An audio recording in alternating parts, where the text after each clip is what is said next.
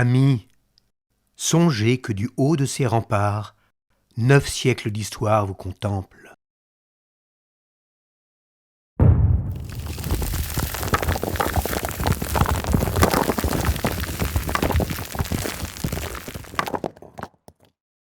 Il était une fois un vieux village de belles pierres.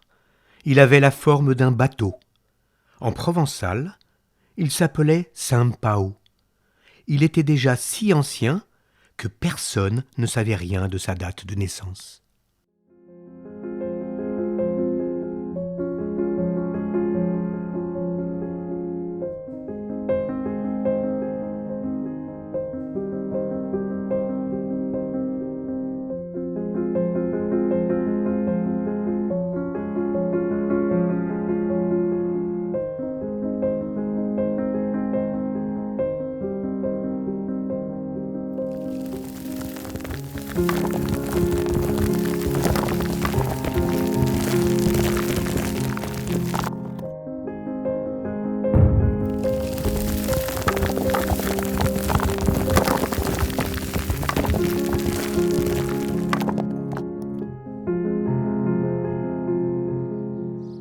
Tout commence dès l'Antiquité. Naturellement, quelques familles se regroupent autour de cet éperon rocheux. Se sentant à l'abri autour d'une première église, l'église Saint-Michel-du-Puy, ces premiers hommes fondent un village.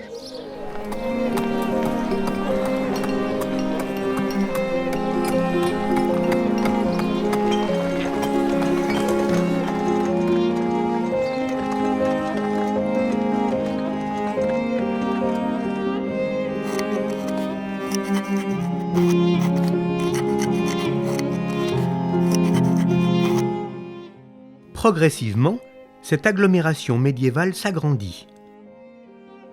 Saint-Paul se dote de ses premiers remparts, vers 1365, une enceinte fortifiée, maçonnée, avec des tours-portes et des tours flanquements. François Ier visite Saint-Paul-de-Vence en 1538. Il décide alors de moderniser ses remparts, capables de contrecarrer l'artillerie et de présenter Saint-Paul comme place forte pour la défense de la frontière. Le roi de France opte pour la construction d'un ouvrage bastionné tout autour du village. Ce sont les fortifications qui se dressent actuellement devant vous.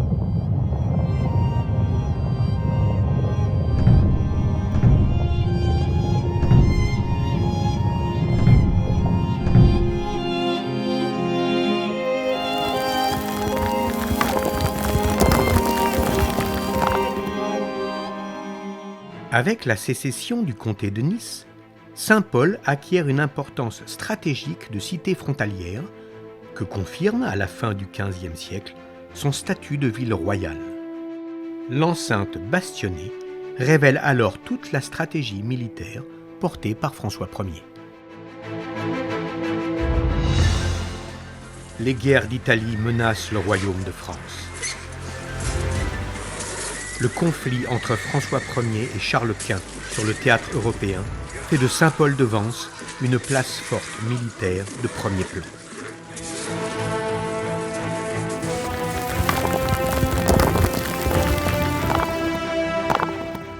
En 1544, à Céresole d'Alba dans le Piémont, l'armée du roi de France remporte une victoire qui, sans être essentielle, sera la dernière de cette période dans le sud de l'Europe. Plus de 40 000 hommes vont s'affronter tout au long de la journée. Les deux armées sont composées de nombreux mercenaires.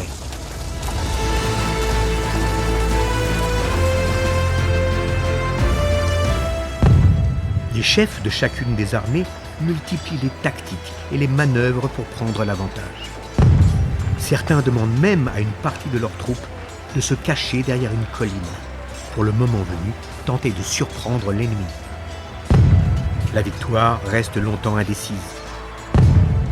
L'artillerie, nouvelle arme à l'époque, est fortement utilisée par les deux camps.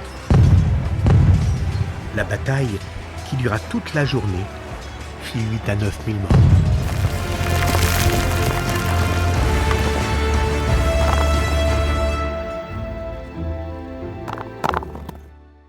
Lors de cette victoire, l'armée du roi de France s'empare de plusieurs pièces d'artillerie. L'un de ses trophées est un canon qui sera ramené dans son village par le capitaine Saint-Paulois Lacan, qui combattait pour François Ier.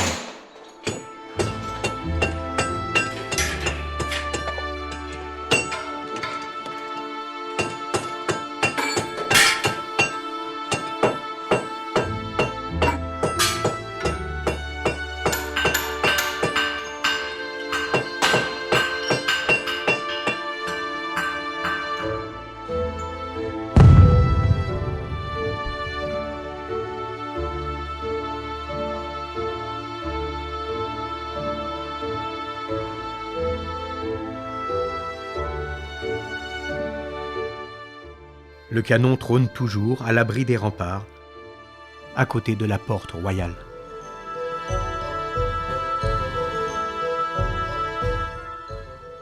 Construite entre 1543 et 1547, l'enceinte bastonnée va épouser le contour de l'éperon rocheux et comportera 4 puissants bastions qui défendront les 2 portes de la ville.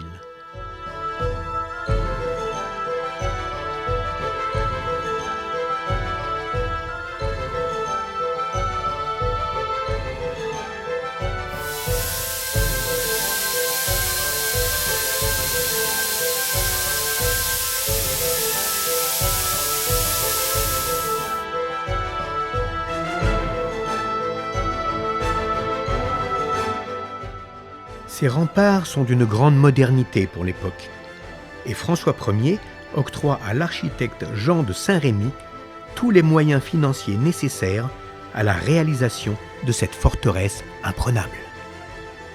Mais à la mort de François Ier, le chantier s'arrête et restera inachevé. La guerre s'est déplacée vers le nord et les habitants profitent d'une paix relative pour développer l'économie du village autour de l'agriculture.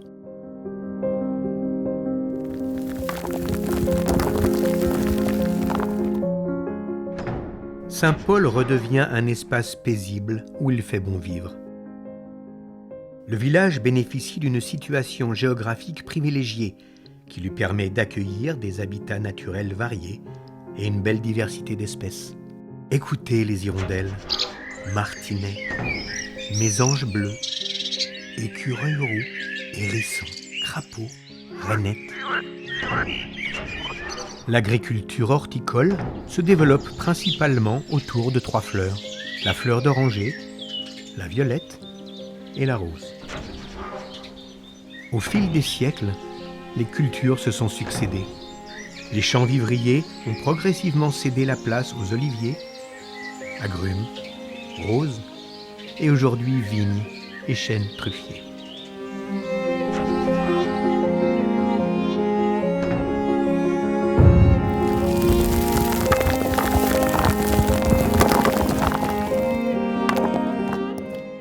Le développement économique permet la construction de nouveaux bâtiments. On notera entre autres l'édification de la Grande Fontaine, construite en 1615 par un tailleur de pierre Saint-Paulois.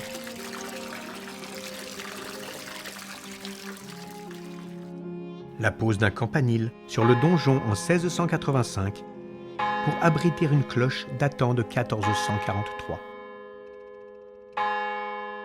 La rénovation de la voûte de l'église au XVIIe siècle. La préservation des remparts par le maire Henri Layet et son conseil municipal en 1873. En préservant son patrimoine tout au long de son histoire, Saint-Paul de Vence a su garder son authenticité et son cadre de vie.